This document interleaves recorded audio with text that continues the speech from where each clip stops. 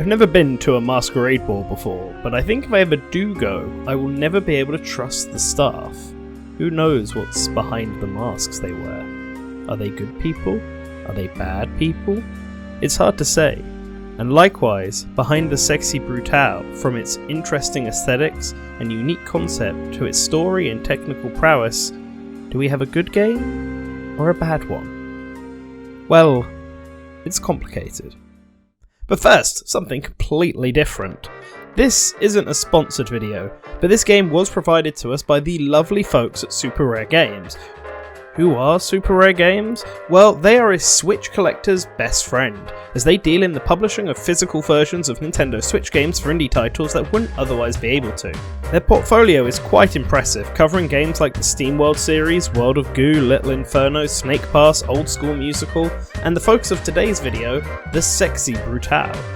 But these games aren't just the original download in a cartridge, oh no. They come with a variety of extras that any collector would enjoy. There is a full colour manual showing off the various guests of the night, and an exclusive sticker. The box is well decorated with both exterior and interior art, and it comes with 3 trading cards representing the game. Trading cards are like my Achilles heel, especially when they are rare like these ones are. Move over, Naruto. I am just gonna neatly nestle these neatly in the binder. Every standard game that Super Rare Games sells comes with these collectibles, and if you are a fan of these games and always wanted a physical release, they are definitely worth your time. They're more expensive than the digital only releases, but that is to be expected as they are physical media. At least the cartridge comes with the latest patch and all the DLC if the game has it. But you need to act fast, because as the name might suggest, these games are super rare, getting limited releases. They only made 4,000 copies of the Sexy Brutale, so if you want one, you should act on it soon. Luckily, this particular game is still available on their website as of recording, but there is less than 1%. Will you grab the last one?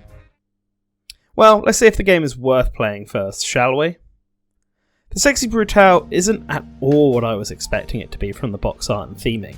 The game is in fact a point-and-click adventure game disguised as a puzzle game with a big emphasis on time and death. It's like Majora's Mask, but with only 12 hours to save the lives of the people inside. See, the Sexy Brutale's various guests are actually caught inside of a never-ending time loop, where by the time the clock hits midnight, all of them have been killed by the various members of staff who are supposed to be taking care of them. Well, I guess they are taking care of them, in some sense of the word. You play as Boone, another guest of the mansion who is awoken by this bloody spirit, and given a mask that makes him invisible to anyone else wearing a mask. This allows Boone to sneak around the mansion and peek on the movements of the various characters, observe their daily actions, eavesdrop on their conversations, and use this information to prevent their untimely deaths. But while you are invisible to the guests, their masks can definitely see you, and they want you gone. If you enter a room with another mask-wearing character, be it a guest or staff member, their mask will attempt to chase you down and kill you. They are restricted to the rooms they are in, however, so if you can flee in time, you are fine. This is pretty scary when it first happens, I won't lie, and the player is encouraged to avoid this outcome at all times. However, as the game went on, I found myself just not caring. I could always outrun the masks, so if I needed to get through a room that someone was in, I would just go for it. I would always make it through without being caught. Getting caught is the only way to die though. If you end up making it to midnight without saving anyone, then you are simply reset back to 12 noon, forced to wake up at whichever clock you designated as the starting point. These clocks are where you save and can skip forward by 4 or 8 hours. I do wish that it was possible to change it per hour instead of in installments of a third, as sometimes I still have to wait for the right moment, and this game has a lot of waiting. You'll be waiting for certain events to happen, waiting for enemies to leave the room, waiting as you eavesdrop on enemies, waiting as you walk through doors. This can be annoying depending on what type of player you are, but it's only made worse by one major issue found in the Switch version of the game, an issue you have probably seen on screen already during this video. The game runs like garbage. The frame rate has frequent dips, sometimes dropping to what feels like 1 frame per second, but is at its worst when loading. When loading a new room, either by entering it or peeping into it, the game can either work fine, load a little, or spend a good minute just frozen in place as it tries to load what is essentially a box with some tiny models inside. I don't get it, as there isn't much happening on screen. and while there is a lot happening off screen, it should really just be code. The model shouldn't be rendered. I can only assume it's an issue with it being made with Unity, but I honestly don't know. What I do know is that it makes the waiting even more unbearable. This is definitely my biggest complaint with the game, with the only other one being that it's a little easy. While it can feel like a puzzle trying to figure out how to save each person in the mansion with what you have available, it pretty much always boils down to use X item at Y place. Whether that item is physical like a key or a piece of information like a secret door or password, you just interact with everything around you and listen into every conversation, you'll end up with all the pieces you need. And once you have that, it's fairly obvious what you need to do.